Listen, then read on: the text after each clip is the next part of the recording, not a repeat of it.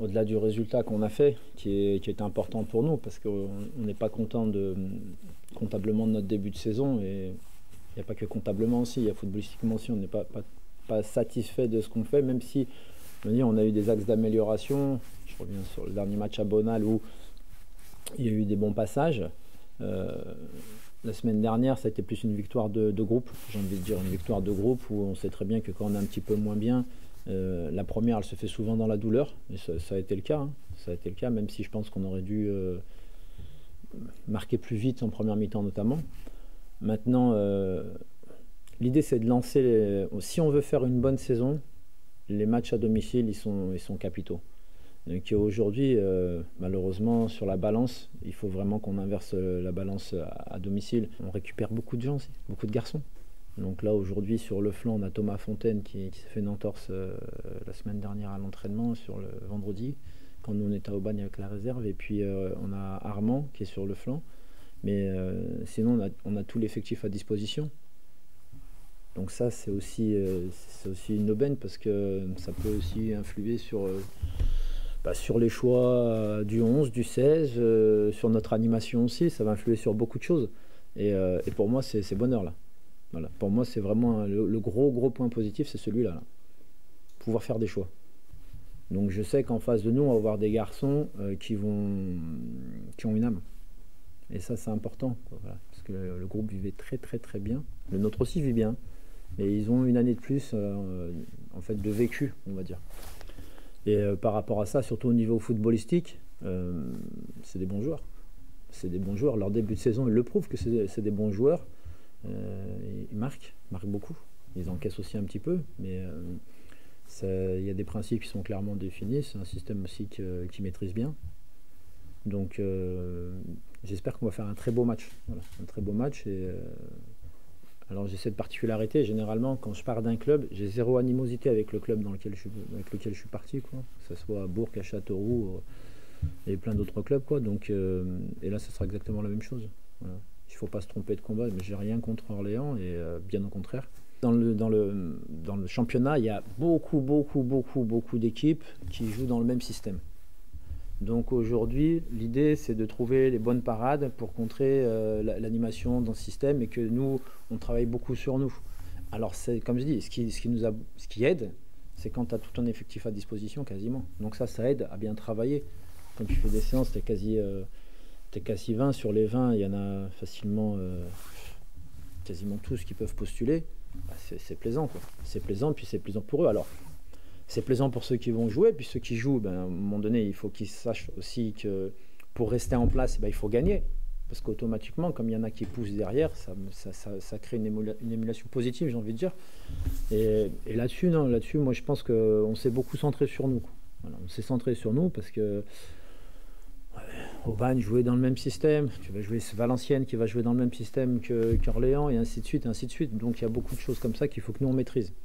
Mais ils sont assez... il y a une grosse connexion entre les différents joueurs. Ils sont réalistes aussi. Souvent, ils marquent sur leurs premières occasions. Voilà. Et tu vois, quand tu commences un match, je ne vais pas vous l'apprendre à vous. Vous voyez X matchs dans chaque année. Et quand tu commences un match, et si tes 3 premières occasions, tu as marqué 2 fois, le match, il ne s'embarque pas de la même façon. Et c'est souvent ce qui leur arrive. En fait, sur leurs premières occasions, ils sont punisseurs. Donc là-dessus, on sait qu'on est averti. Et ils ont une force de frappe, puisqu'ils ont déjà Berthier ils ont 2 joueurs à 2 passes, et puis ils ont Testu qui a 4 buts déjà, donc voilà, qui est en pleine bourre. Il arrive, puis lui pour le coup il arrive l'esprit revanchard, je pense, parce que moi j'étais persuadé qu'il allait avoir des offres en Ligue 2 d'équipes qui montantes. Et voilà, et puis il est épanoui dans sa vie, voilà. Sa femme va accoucher dans un mois, donc il est heureux, et ça se voit sur le terrain, quoi. Non, c'est l'animation qu'on y met dans le système, voilà, c'est ce que moi, j'explique aux garçons, c'est la volonté de jouer à 3 derrière. C'est ça, la volonté. C'est souvent une question de volonté, le football, pas à 5. Je déteste ça. Voilà. Et voilà, la volonté de toujours vouloir faire mal à l'adversaire. Et il y a une phrase qui vient du hand, je crois, c'était un entraîneur qui disait ça: on va attaquer l'attaque adverse. Donc même quand on n'a pas le ballon, on attaque l'attaque adverse. Et quand les garçons ils prennent voilà, cette phrase et qu'ils la mettent qu'ils la mettent en application sur le terrain, ça aide, quoi. Après, il y a aussi il y a la même dynamique d'équipe l'année dernière sur le match que ce qu'ils ont actuellement. Où tu gagnais des matchs, tu étais dans une bonne spirale, et là c'est exactement la même chose. Mais après, je pense qu'on est en mesure de répondre à toutes les problématiques, honnêtement. Je pense qu'on est en mesure de répondre et je pense qu'on est surtout en mesure aussi de leur poser d'autres problèmes qu'ils ont peut-être rencontrés, quoi. La raison, pour mes yeux, la plus importante, c'est qu'il faut qu'on décolle à Bonal. Il faut décoller à Bonal. C'est la plus importante. Ces enfants qui pleuraient, je veux plus voir ça. Je veux plus voir des gamins qui pleurent dans la tribune parce qu'on n'a pas fait le match qu'on devait faire. Et après, pour l'immense Jean-Claude Plessis, bien entendu, on ne peut pas se rater. Pourquoi on ne peut pas se rater? On ne va pas mettre trop de pression. Voilà. Voilà, on peut pas. Ouais, on ne veut pas parce que tu as envie de lui offrir. Tu te rends pas compte tout ce qu'il a donné au club. Ouais, ce qu'il a donné au club, c'est ce que je dis souvent. Le football, il a une histoire, mais il n'a pas de mémoire. Et donc, dans l'histoire, son nom restera jamais écrit au niveau du FC Sochaux-Montbéliard comme étant le président emblématique, qui a gagné des titres, qui a fait l'Europe, mais qui a aussi sauvé le club du dépôt de bilan. Et parce qu'aujourd'hui, on est là, je suis là devant vous à vous parler.